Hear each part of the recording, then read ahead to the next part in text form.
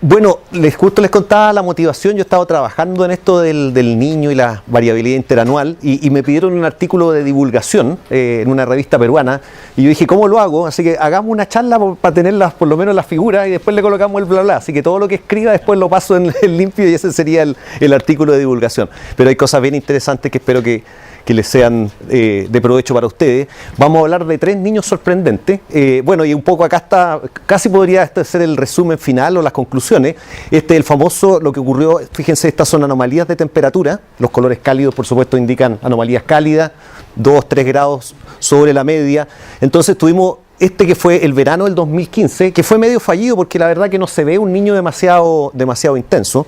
En contraste con este gran niño del 2016, que fue uno de los niños Godzilla, así le pusieron, ¿verdad? Y también tuvimos una sorpresa el 2017. Ustedes ven que en general el Pacífico Central estuvo frío, pero tuvimos ese gran calentamiento en la zona ecuatorial, en la zona peruana y de Ecuador, y por lo tanto se habla del niño costero. Así que de estos son los 3 niños que vamos a hablar. Espero que la charla en ningún caso debería durar más de 1 hora, igual tengo harto material. Podría yo partir al tiro acá con los 3 niños sorprendentes, pero pensando un poco también en la composición del CR2 y de la audiencia en general, creo que igual es un poquito bueno hablar de algunos antecedentes básicos del fenómeno del niño y la oscilación del sur, así que voy a tomarme algunos minutos para hablar de estos antecedentes de la condición media del Pacífico, el niño y la niña, que son de alguna manera las formas de variabilidad en el Pacífico tropical, la diversidad de eventos, todos son un poquito distintos, ¿verdad?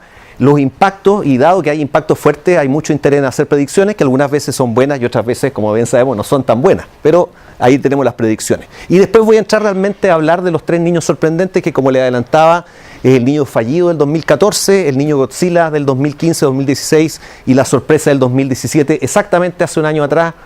Yo creo que en este momento estaba partiendo el evento que fue realmente catastrófico en Perú y en Ecuador, sin tener demasiados antecedentes que nos alertaran sobre eso.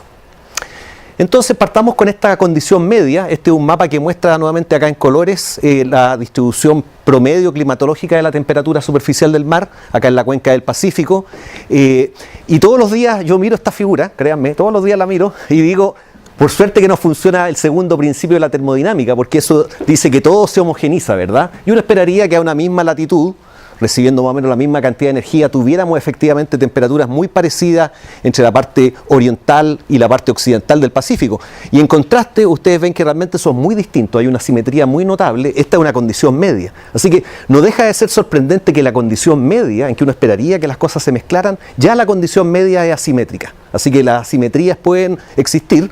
Últimamente eso se debe a la distribución de océanos y continentes, pero un elemento básico, dado que tenemos esos continentes, es un cierto acoplamiento que hay entre el océano y la atmósfera. No solamente, recuerden que los colores fríos precisamente indican temperaturas más frías, así que ustedes pueden ver cómo esta zona es sustancialmente más fría que lo que ocurre acá en el oeste. Esta es la parte del Pacífico Este, a esta parte le llamamos usualmente el continente marítimo porque es tan cálido que casi parece un continente. Estas son temperaturas que en promedio son 27-28 grados Celsius versus los tal vez 20 grados que hay en este extremo de acá y por supuesto mucho más frío a lo largo de la costa chilena y peruana.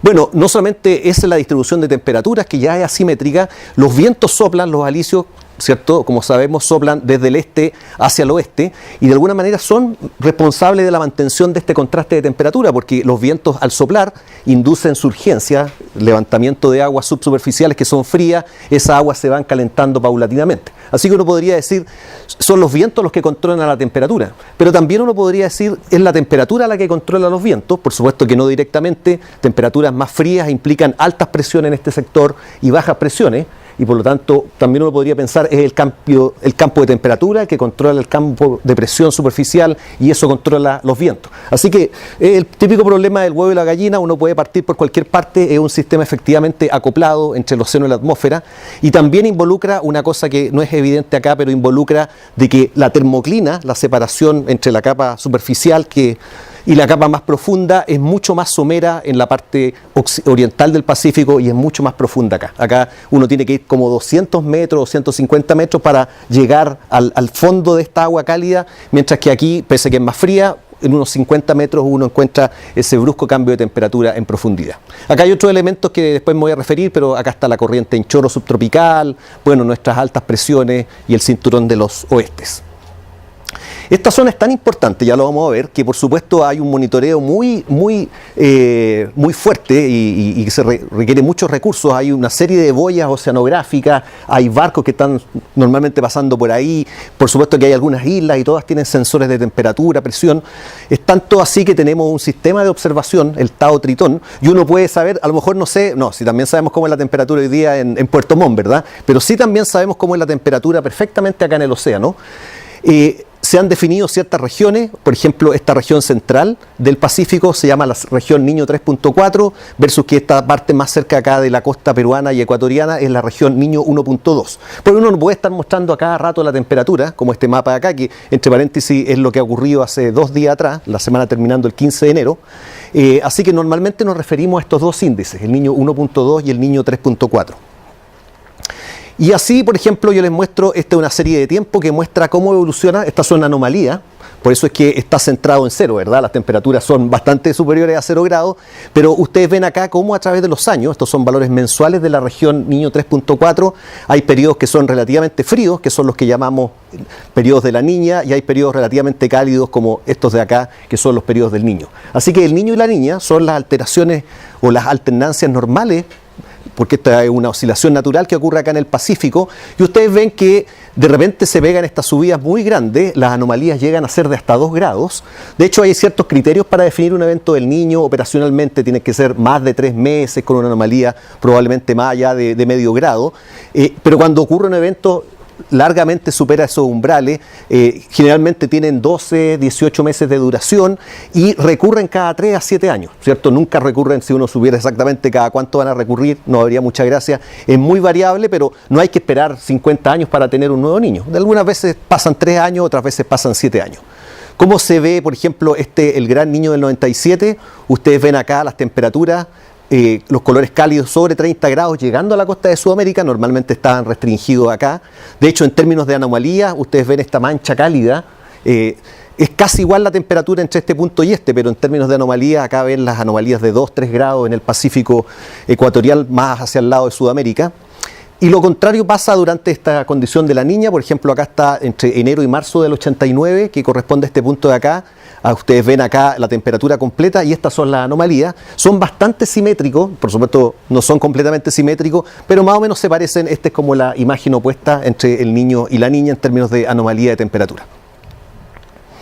Por supuesto que no solamente durante un año el Niño y la Niña se altera la temperatura superficial, sino que se alteran casi todas las cosas, y de hecho la ocurrencia y la mantención del Niño en buena parte se explica nuevamente por este acoplamiento entre el océano y la atmósfera. Por ejemplo, en un año de la Niña, este es un compuesto de muchos años, ustedes ven acá esta mancha cálida, quiere decir que esa parte del Pacífico está anormalmente más cálido que la normal.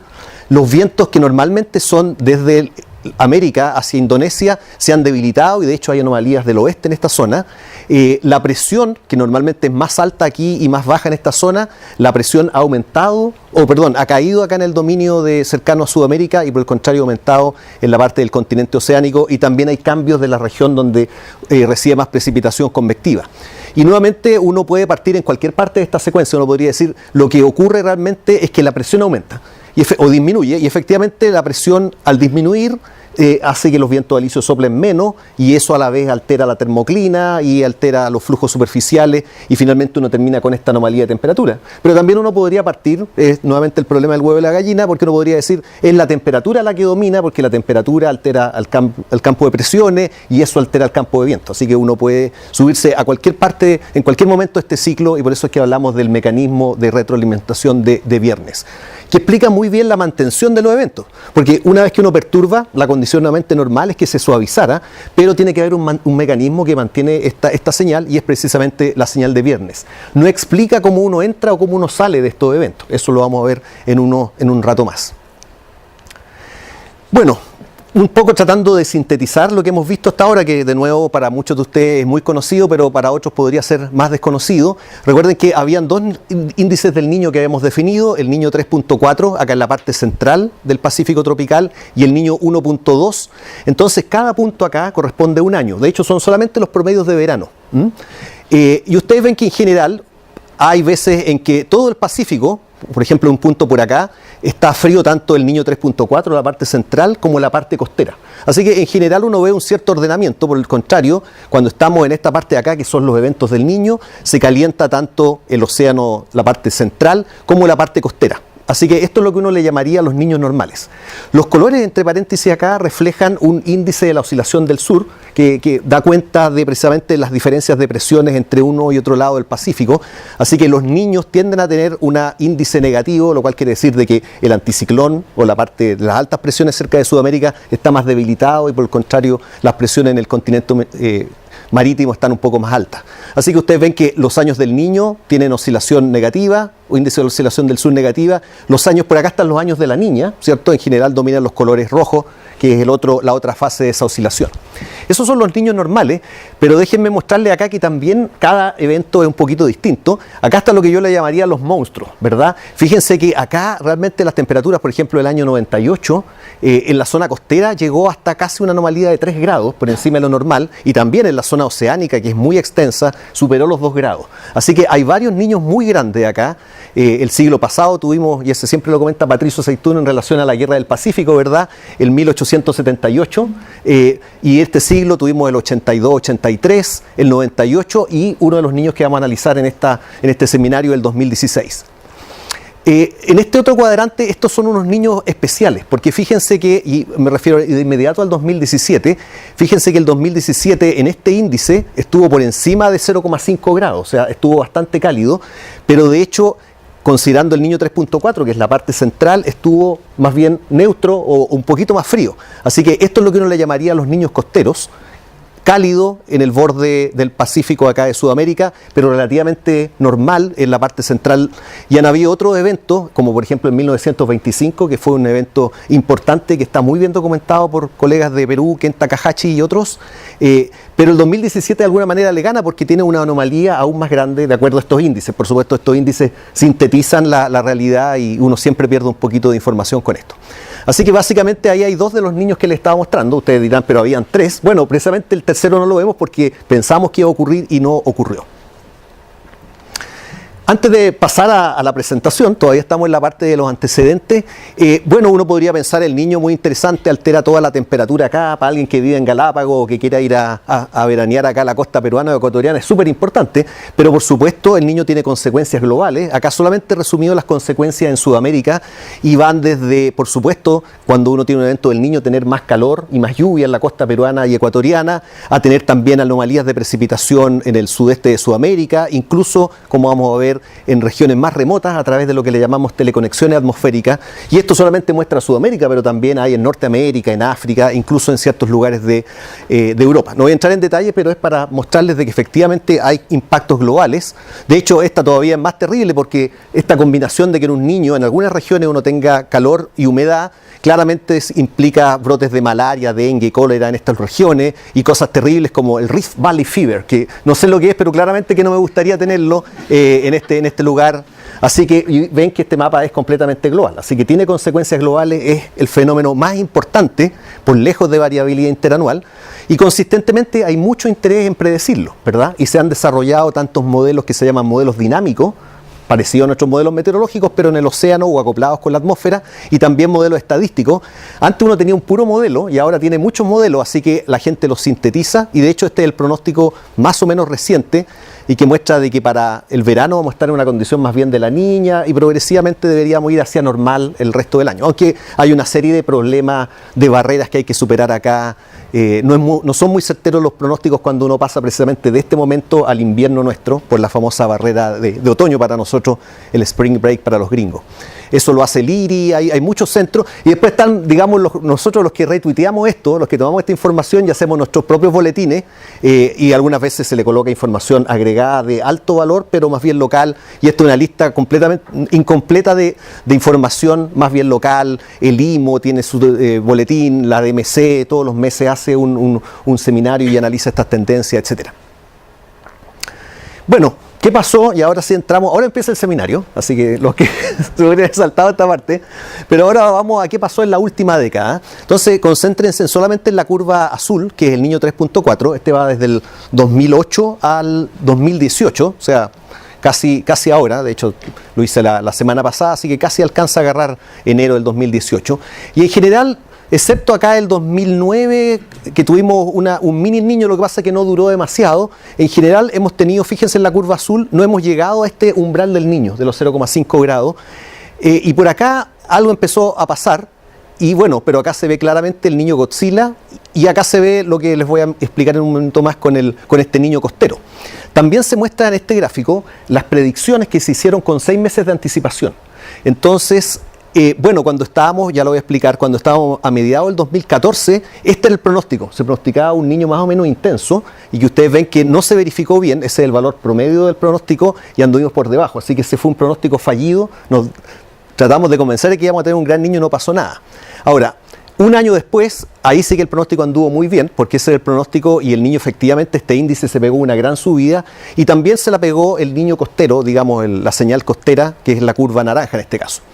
Y después viene este otro niño bien sorprendente, porque fíjense que después del 2016 la temperatura rápidamente se enfrió, pero la temperatura costera justo hace un año atrás, hace 12 meses, se pegó un aumento muy rápido que vamos a tratar de explicar en esta presentación. Así que esto sintetiza un poco lo que ha pasado en estas últimas décadas y en particular estos 3 niños sorprendentes, como le he llamado yo.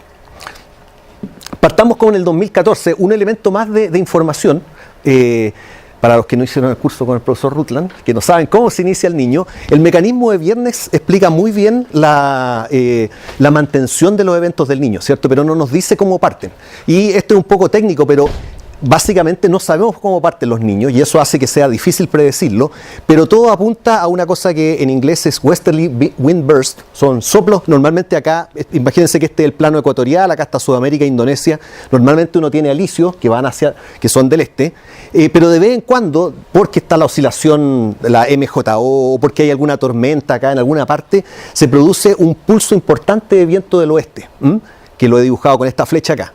Eso produce un hundimiento, en contraste de los alisios que en general producen un afloramiento de agua fría, produce una anomalía acá en la termoclina y esa anomalía se propaga con un mecanismo de una ondulación, de una onda de Kelvin y llega a la costa de Sudamérica y eso ha hecho andar el mecanismo de Viernes. Y recién ahí uno empieza a decir, bueno, si se aumenta la temperatura acá, se relaja el gradiente bárico y se relajan los vientos y eso se retroalimenta. Pero lo que parece estar, la gente le coloca mucha atención a estos WWB, los Westerly Wind Bursts, porque parece que son los que le pegan el golpe al sistema y muchas veces se requieren un par de ellos para que realmente el sistema se transforme o llegue a generar un niño. De hecho, por ejemplo, miren, estas son secciones que van, el tiempo avanza hacia abajo y acá está en el eje, en el plano ecuatorial, acá está Indonesia, acá está Sudamérica. Entonces ustedes ven acá en color rojo cuando hubieron estos famosos Westerly Wind Bursts y acá hubieron varios del año 97. Esta es la señal que les mostraba en la diapositiva anterior, esta señal de propagación en el interior del océano, en la capa de mezcla. Ustedes ven cómo estos vientos generalmente producen esta señal, estas ondas de Kelvin, y que finalmente llegan unos meses más tarde a la costa de Sudamérica y producen el calentamiento. Así que los Westerly Wind Bursts son realmente importantes para el inicio de la mayoría de los eventos del Niño. Entonces, ¿qué pasó el 2014? Esta es más o menos similar, acá ya les van a ver por qué tapé esta parte. Este es el año 2014, enero, acá está más o menos diciembre. Acá está la temperatura, acá está el viento y los colores no importa cuáles son, pero acá hay un Westerly Wind Burst bien importante. Entonces estamos parados acá en abril y teníamos unos Westerly Wind Bursts, ya se había empezado a propagar esta señal en el interior del océano, esta onda de Kelvin, y las corrientes también, bueno, no solamente se altera la temperatura y la capa superficial, sino que las corrientes oceánicas también se debilitan y cambian de signo. De hecho, si uno ahora mira en profundidad a lo largo del Ecuador, acá está la superficie del océano, acá están 450 metros, Indonesia, Sudamérica, justo en este momento, el 19 de marzo del 2014, se veía una tremenda mancha, que es una anomalía positiva en este caso, que es la que uno espera que va a surgir o va a aparecer en la costa sudamericana y va a colocar en marcha el mecanismo de Viernes. Y nos empezamos a pasar el rollo de que venía un gran niño, por ejemplo, no sé de lo haber tomado alguno de esos centros, el último marzo vimos una tremenda anomalía subsuperficial, de las más grandes que se ha medido al comienzo de un niño, lo cual hace que hayan especulaciones de que esto incluso se supere al del 97. El del 97 fue el evento del siglo. Entonces, estábamos todos ansiosos además, el 2014 ya llevábamos 3 o 4 años de sequía, así que dijimos, viene uno. Ahora, hubo alguna gente que escribió notas como estas, parecidas o no iguales, porque había mucho ruido respecto a que podían ser. Sencillamente yo me fijé que en comparación del 97, el 2014 se parecen mucho, pero el 97 esta parte frente a nuestras costas estaba cálida, mientras que el 2014 estaba fría, y alguien podría pensar de que eso podría tener algún efecto, sin saber si realmente se iba a materializar. Esa es una nota que escribimos precisamente en abril o en mayo del 2014. Bueno, ahora les muestro lo que no les estaba mostrando en el gráfico anterior. Nuevamente el tiempo avanza hacia abajo. Acá está nuestro Westerly Wind Burst. Pero acá lo que ocurrió en junio es que los vientos, por el contrario, en vez de debilitarse los vientos del alisio, estos colores azules quiere decir de que se intensificaron, vientos que van de Sudamérica a Indonesia. Y esos producen enfriamiento. Bueno, de hecho, esa es como la imagen de ese periodo. Eso es justo el 12 de junio del 2014 y muestra de que realmente se produjo una aceleración de los alisios. En vez de deprimirse los alisios que van de Sudamérica a Indonesia, se produjo lo contrario. Eso interrumpió, acá están nuestras bonitas ondas que teníamos en La Esperanza, pero después vino una onda del signo contrario y finalmente el calentamiento que se empezó a producir por ahí por junio, después disminuyó su intensidad y finalmente las temperaturas subieron, pero no subieron incluso para el nivel de que ni siquiera estamos seguros que el 2014 hubo un niño. Esa definición operacional algunas veces gente piensa que se cumplió y otras que no. Entonces hay un artículo que si alguien quiere estar interesado, este es el artículo que hay que leer, porque fue excepcionalmente fuerte este Easterly Wind Burst, en contraposición al Westerly Wind Burst que había iniciado el proceso, y por lo tanto esa parece ser la causa. Ahora, ¿qué causó esa aceleración de los alisios? Nadie lo sabe muy bien, pero en particular podría tener que ver con que el Pacífico en general estaba frío y eso de alguna manera favorecía de que los alisios, el Pacífico cerca de nuestras costas estaba fría y favorecía que los alisios fueran para el lado correcto. Así que mala suerte, falló el 2014, pero sembró una buena semilla. Y ahora vamos a pasar al del 2015. Ahora, para entender el 2015, hay otro concepto también de background que tenemos que ver. Normalmente pensamos en el niño y en la niña con sus repercusiones en la superficie del océano, etcétera, pero también uno lo puede pensar con este sistema de carga y recarga de energía. En los años de la niña, como por ejemplo el que estamos viviendo ahora, el viento está soplando bien fuerte de Sudamérica hacia Indonesia. Acá está muy visualmente representado eso, ¿verdad? Y esencialmente lo que está haciendo eso, bueno, además hay mucha energía solar que llega al océano y hay mayor hundimiento en esta parte, y lo que está ocurriendo durante la niña es que estamos cargando el océano de energía. Estamos poniendo energía en el océano. Energía que últimamente viene del sol, la estamos depositando en el océano y las corrientes oceánicas se encargan de redistribuirlas. Cuando estamos en un año del niño, los vientos se relajan y por el contrario se descarga la energía y la energía pasa del océano a la atmósfera y la atmósfera después la reparte por el planeta, y por eso es que el planeta en general en temperaturas del aire tiende a ser más cálido en los años del niño. Así que el niño es el proceso de descarga y las niñas son los procesos de carga de esta batería que tenemos en el océano Pacífico. De hecho, acá no es que estén viendo doble. Algunos pensarán que están viendo doble por alguna cosa, pero acá hay dos series de tiempo. Una es el heat content, o sea, uno puede medir cuánta energía tiene el océano, y la otra es la temperatura, que es como la respuesta. Entonces, miren lo que pasó, por ejemplo, en 97-98, el rojo precede, ¿verdad? Primero se cargó el océano y fue ganando energía, y ya cuando tenía mucha energía, aparentemente cualquier onda de estas de Westerly Wind Burst fue capaz de descargar la energía, y a medida que la energía se descarga, eso se transforma, entre otras cosas, en temperatura superficial del mar, en ese calentamiento que se ve acá. Así que uno ve esto, siempre el heat content precede a los efectos de temperatura, como uno lo esperaría en este proceso de carga y descarga. Así que acá estamos. Entre paréntesis, es otro paper bien importante en que, fíjense el título, ¿se acuerdan que yo les había dicho de que lo que mató al 2014, al niño del 2014, fue esa Easterly Wind Burst? Bueno, acá en este paper toman de nuevo este Easterly Wind Burst y dice que le dio un comienzo, favoreció el comienzo del 2015-2016. Y efectivamente, aquí haciendo un poco de zoom entre lo que pasó el 2014 y el 2015, en rojo nuevamente está la anomalía o la cantidad de energía. La cantidad de energía, como veníamos de años de la niña, se estaba acumulando. Y cuando tuvimos en marzo del 2014 ese pulso del oeste, se empezó a descargar y ahí fue cuando nos entusiasmamos. Pero después vino este Easterly Wind Burst que por el contrario le pegó el empujón hacia el otro lado. Fíjense que la energía no se descargó completamente, o sea, detuvo el proceso de descarga, y las temperaturas, bueno, subieron un poco, pero no tanto. Y lo más interesante es que esa energía, el sistema ya se había cargado, y este easterly lo que hizo fue detener, este pulso del este fue detener esta descarga, y lo dejó en un nivel de energía muy alto. Después probablemente se cargó un poco más, y después vino la gran descarga que dio origen al 2015-2016. Así que el mismo evento que mató el 2014, a eso es lo que yo me refería, que dejó una buena semilla para el 2015-2016. Así que finalmente la energía se descargó, la gente hablaba como, ya habíamos ocupado el término del niño del siglo, el 97-98, había que colocarle un nombre grande, y a alguien se le colocarle este nombre. La NASA cree que el 2016 tendremos el niño Godzilla, y fue muy popular. Ahora, hay una serie de papers que, pese a toda nuestra... Y vino el niño Godzilla, entre paréntesis, depende del índice que uno lo vea, le gana al 97 o le gana a los otros. Por ejemplo, si yo veo el niño 3.4, acá ya no sé cuál curva es, pero el 2015 es un poquito superior. Acá en otros colores está el 82, perdón, 82, 83, 97, 98. Así que aquí aparece como el mayor de la historia. Pero si veo otro índice, por ejemplo el Multivariate Enso Index, queda en tercer lugar. De todas maneras está entre los top 3, claramente es muy importante. Y de nuevo, hubo mucha prensa respecto a esto y las consecuencias. Recuerden que en general, cuando uno tiene un año del niño, en Chile central uno espera mayores precipitaciones.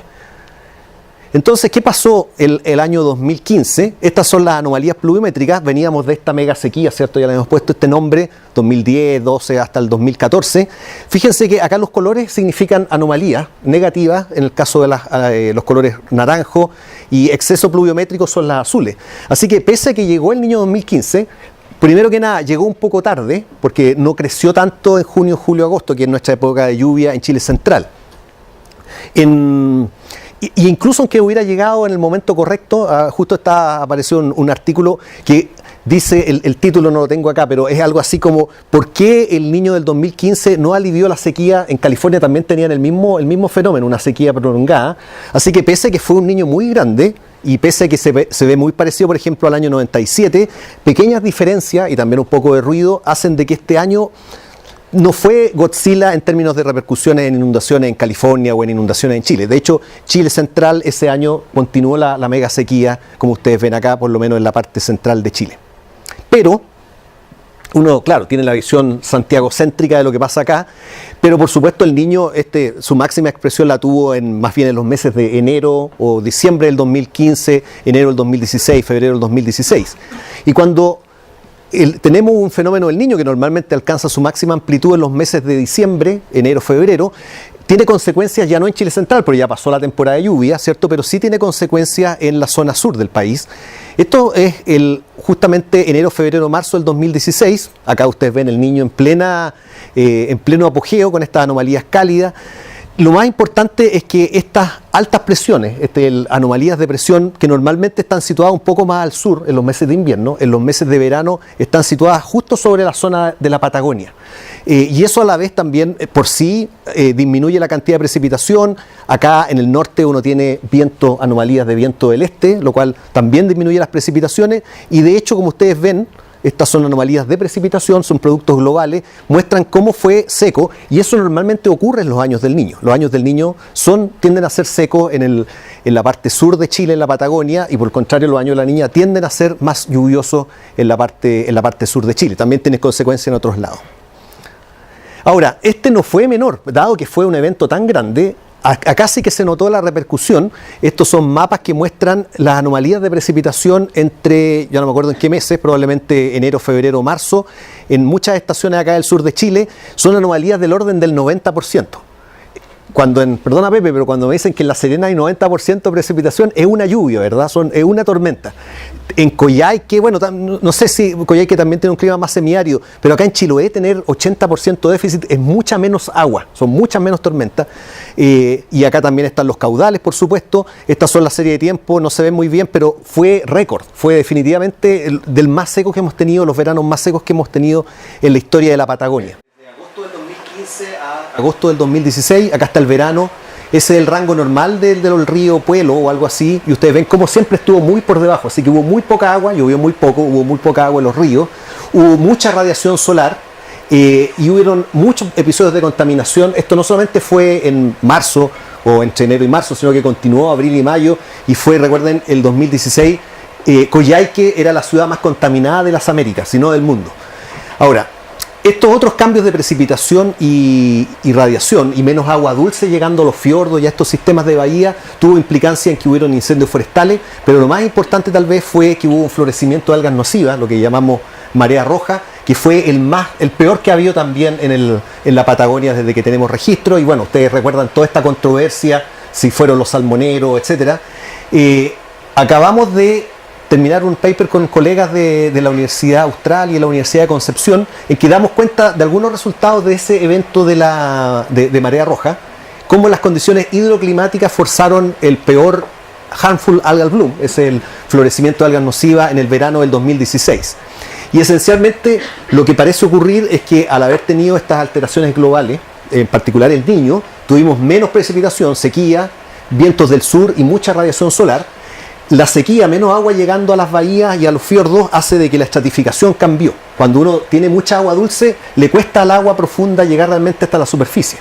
Pero en este caso, como había menos agua dulce, el agua podía efectivamente llegar hasta la superficie. El agua que viene de abajo viene con más nutrientes. Y por otra parte, como teníamos un incremento de radiación solar, fue una muy buena condición para las algas, y en particular para estas algas nocivas, que finalmente lograron producir ese aumento del fitoplancton. Hubo primero un pulso, que es el que investigamos acá, que es el que mató a los salmones. Después los salmones se los llevaron a otra parte, los tiraron, y después hubo un segundo pulso que no nos hacemos cargo precisamente en este paper, que fue el que se extendió por la costa de Chiloé y que llegó casi hasta Valdivia, pero probablemente la señal climática ciertamente juega un papel en ambos. Ahora bien, haciendo un poquito de atribución, uno podría decir este evento fue exclusivamente el Niño. Es difícil atribuir precipitación, especialmente cuando uno está hablando de periodos estacionales. Por ejemplo, acá yo estoy mirando el verano del 2016, pero la precipitación en la Patagonia pega muy bien con el viento, o digamos el viento controla la precipitación de una manera fuerte, el viento que le pega a la cordillera, el viento zonal que llamamos nosotros, ¿verdad? Entonces, históricamente, en verano, el viento zonal es del orden de unos 9 metros por segundo, da lo mismo lo que es. Ahora, entre más viento, más lluvioso, entre menos viento, menos lluvioso. ¿Qué ocurrió el 2016? Ese es el valor promedio, y de hecho ese es el rango de variación típica. El 2016 tuvimos un viento muy débil pegándole a la Patagonia, ¿no? Y eso explica en buena parte por qué fue un año tan seco, ¿verdad? Porque de nuevo poco viento es sequedad. Ahora, uno puede tomar relaciones con ENSO, y si hace la relación con ENSO y coloca el valor que se observó de ENSO, uno obtiene este punto de acá. No es tan bajo como el que se observó, así que uno le puede echar la culpa al ENSO de que hubo menos precipitación, pero no explica toda la historia. Hubo otro ingrediente que le ayuda un poquito, porque ya lo voy a contar. Hay otro fenómeno, ¿cierto? La oscilación, el modo anular del sur, o la oscilación antártica, que también hizo que los vientos fueran más débiles, y de hecho si uno combina estas dos señales, ENSO y SAM, logra acercarse un poquito más al valor observado. Así que el 2016 la sequía no fue exclusivamente por el Niño, sino que también fue porque estábamos en lo que se llama la fase positiva de la oscilación austral, que me demoraría un par de láminas más en explicar, pero básicamente es un modo que involucra un intercambio de masa entre la Antártida y el cinturón que lo rodea, y tiene mucha variabilidad, que es natural, pero una cosa interesante de la oscilación antártica es que ha ido aumentando, y ese aumento hacia su fase positiva es lo que se atribuye al efecto antropogénico, tanto el ozono como los gases con efecto invernadero. Y por lo tanto, fíjense, acá nuevamente el Niño 2016, 2015-2016 fue récord, pero también fue récord el SAM. Así que parece que ambos elementos se conjugaron. De hecho, cuando hay SAM, si es que yo hago la correlación entre SAM y precipitación, también un valor positivo de SAM, como el que ocurrió tan notablemente el 2016, también es conducido a menor precipitación, lo que mostraba en la figura anterior. Así que ambos elementos son importantes. Ahora, uno podría decir, bueno, el SAM, tocó así. No es muy común, de hecho, de que se unan sus fuerzas el SAM con el ENSO. De hecho, déjenme mostrarle acá, este es un diagrama de dispersión. Cada punto es un verano, entre, no sé, 1960 y el actual. Este eje es el eje del SAM y este es el eje del Niño. Así que, de hecho, SAM y el Niño están más bien negativamente correlacionados. Cuando uno tiene, si lo quieren pensar así, cuando uno tiene un evento del Niño, estoy por acá arriba, el SAM tiende a estar en su polaridad negativa, la oscilación austral, y cuando, por el contrario, cuando uno tiene una niña, uno debería esperar, son más o menos independientes, pero hay una cierta tendencia a que haya un SAM en su fase positiva. Este fue el 2016, parece un punto extraño, ¿verdad? La interpretación así que le damos es que en general el niño produce una alteración global de la circulación y tiende a llevar el SAM hacia su fase negativa. Cuando estoy en el SAM, cuando estoy en el niño, en un niño intenso, el sistema, y esto se explica con un paper que hay por acá de Yu et al. Del 2015 reciente, cuando estoy en la fase del niño, el cálido del Pacífico, el SAM es como, porque uno podría decir acá, esto de nuevo no implica ninguna relación causal, ¿verdad? Pero el entendimiento es que el niño de alguna manera le pega un empujón al SAM hacia su fase negativa. Pero por otra parte, como el SAM tiene vida propia y el efecto antropogénico lo empieza a llevar hacia su fase positiva, uno podría decir, pese a que el niño le pegue el empujón al SAM negativo, si es que el SAM va por otro lado y tomó el avión hacia los valores positivos por efecto antropogénico, uno podría pensar de que esta tormenta perfecta que tuvimos el 2016 podría ser más probable en el futuro, porque el SAM va para arriba. Así que el efecto del niño debería ser cada vez menos notable y tal vez este punto tan anómalo a lo mejor no va a ser el último, por supuesto, del registro de los próximos 100 años. Eso sí que lo puedo asegurar, pero no sé cuándo va a volver a ocurrir una condición tan anómala que finalmente explicó esa sequía tan anómala y explica en buena parte estos florecimientos de algas nocivas. Así que ese es el cuento con el 2016. Tenemos tiempo para contar el del 2017. Bueno, como todos saben, después del calentamiento viene el enfriamiento. No hay calentamiento que dure demasiado tiempo, o bueno, depende, acá son varios meses, pero ustedes ven cómo acá pasamos del 2016 al 2000, a medida que va progresando. Estos son distintos índices, yo le había hablado del 3.4 y el 1.2, acá llegó a su máxima expresión en verano y se empezó a enfriar, así que cuando estábamos a fines del año pasado, en diciembre del año pasado, estaba todo más o menos frío, excepto tal vez un poquito acá en la costa, precisamente la costa de Perú, pero todos los otros índices están negativos. Este era el mapa de anomalías del 30 de noviembre del 2016, una tremenda mancha. Y lo que es más importante, en este corte profundidad, longitud, no se ve ninguna mancha así que vaya a aflorar, una mancha positiva que haya a aflorar. Así que, consistente con esta apreciación visual, la mayoría de los modelos, por ejemplo este el CFS, la versión 2, parándome acá en noviembre, tiraba para la región 1.2, para la región costera, tiraba un progresivo disminución de las anomalías positivas, con harta dispersión, pero en general uno diría, vamos a tener un verano más o menos frío a lo largo de la costa peruana. El resto del Pacífico, lo que le había mostrado, el niño 3.4, los pronósticos que consolida el IRI, y estamos acá en noviembre, y ese pronóstico todos mostraban de que deberíamos tener una condición relativamente fría en el Pacífico Central en el verano, precisamente JFM, enero, febrero, marzo del 2017. Así que todo frío. Si uno ve algunos boletines locales, por ejemplo este es del FEN, en FEN en Perú, para el próximo verano, en base al juicio experto de los pronósticos, mantiene la mayor probabilidad de ocurrencia que se presente en condiciones neutras en el Pacífico Oriental. Así que ahí lo tiraron neutro en FEN, en Perú, y por otra parte que otro boletín de los ecuatorianos, el pronóstico del mes de enero, los valores, ellos hablan de precipitación acá, pero dicen, se encuentran dentro de las condiciones de precipitación normal para el país. Así que estábamos todos, celebramos el año nuevo y todos veíamos que iba a estar más o menos frío. Bueno, y acá ya le había mostrado esta figura. Efectivamente, el pronóstico del niño 3.4 anduvo re bien. La temperatura después del 2016 se enfrió y anduvo muy bueno este pronóstico, pero lo que no fue previsto por nadie fue este aumento muy repentino de temperatura en enero del 2017. En esta figura que tenía los dos índices, pasamos del 2016, se enfrió tanto en la costa, que este eje de acá, como en el Pacífico Central, pero después eso es junio, julio, agosto, y ese enero, diciembre del 2016, enero del 2017, o no, enero, febrero y marzo del 2017, ustedes ven cómo el Pacífico se calentó un poquito en la parte central, pero el calentamiento grande estuvo acá.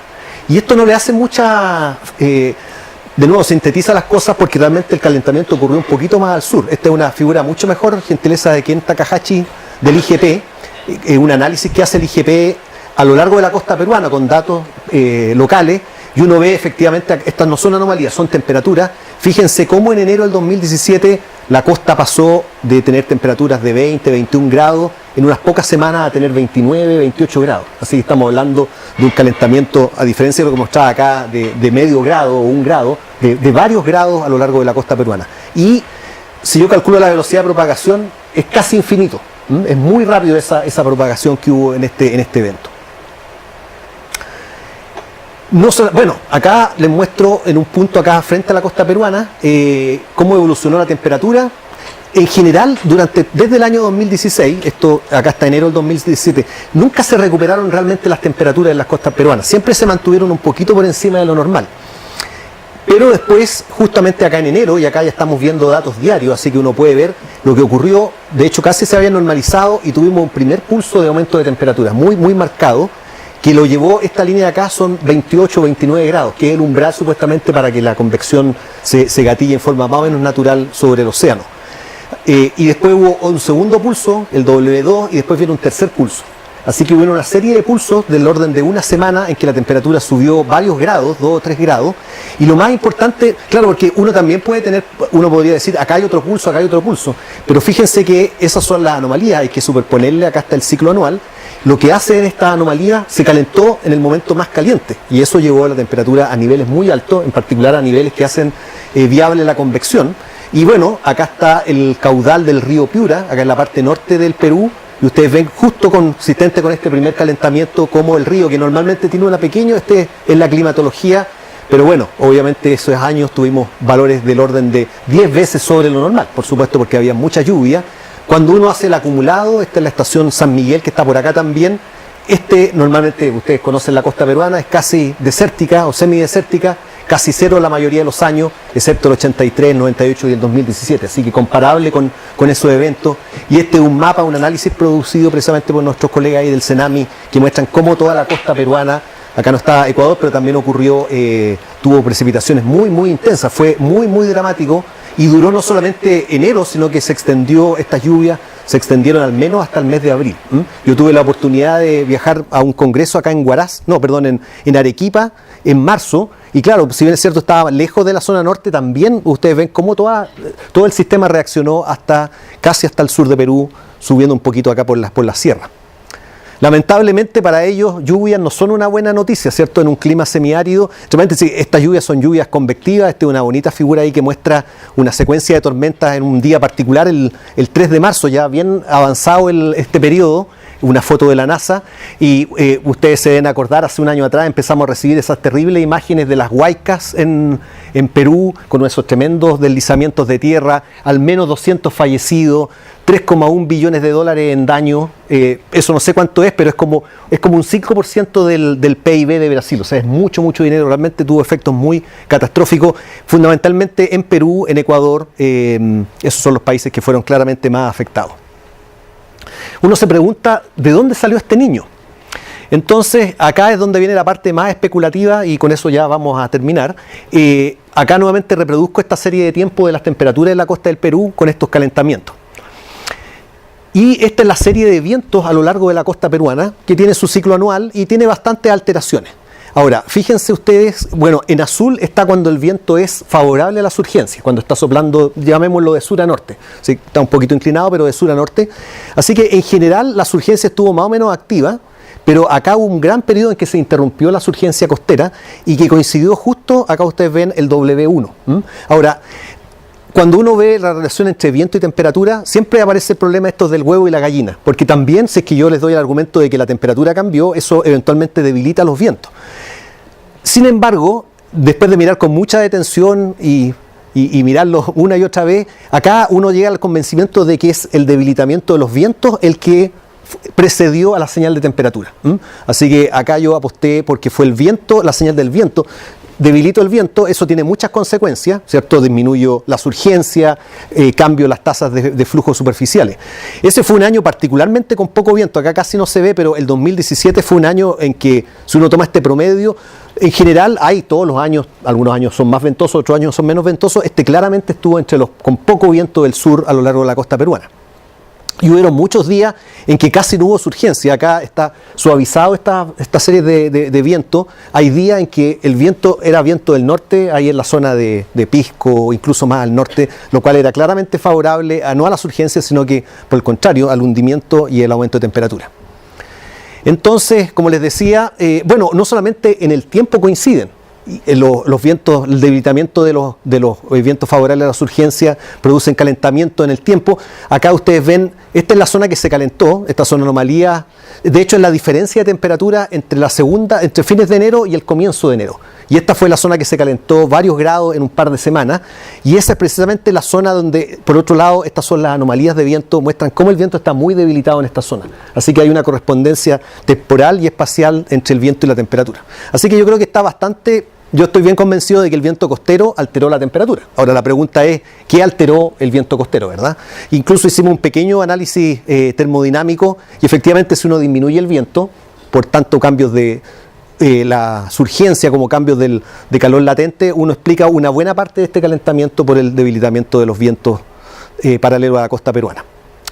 Entonces, recuerdo perfectamente lo que sucedió. Yo estaba en otro congreso, esta vez ¿se acuerdan? Hace un año atrás, hacía calor o no, bueno, hoy día también hace calor, pero hace un año atrás hacía mucho más calor. Y ya esta semana, justo más o menos el 20 empezaron los incendios, tal vez un poco antes, tuvimos esta gran ola de calor acá en Chile Central. Estas son las anomalías de temperatura, casi 3 grados en este mes de enero, tuvimos los incendios forestales, parte de una tendencia, pero la tendencia no lo explica todo. O sea, fue realmente un verano muy excepcionalmente cálido en Chile Central. Me estoy saliendo un poquito acá del niño, pero ya voy a retomar a esto.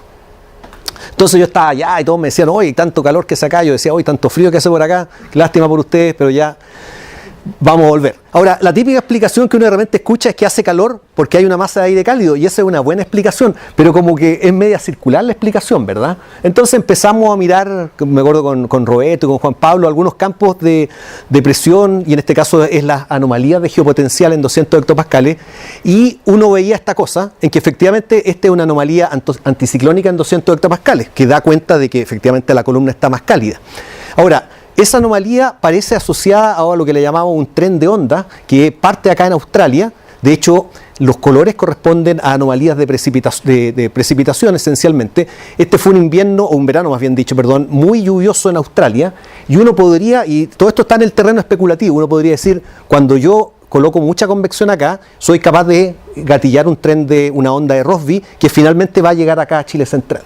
Ahora, ¿qué tiene que ver la onda de Rossby con el calentamiento? Bueno, como les decía, ya que hay una anomalía positiva en sí me está diciendo que la columna está más cálida, pero además la anomalía anticiclónica va de mano con los vientos, ¿verdad? Y en la parte norte tengo vientos del este, anomalías del este, que de alguna manera reducen la posibilidad de que Chile se ventile. Así que la explicación que le damos a este calentamiento es que esta anomalía anticiclónica es como que acá comparado con Mendoza o con la parte interior de Argentina, ¿verdad?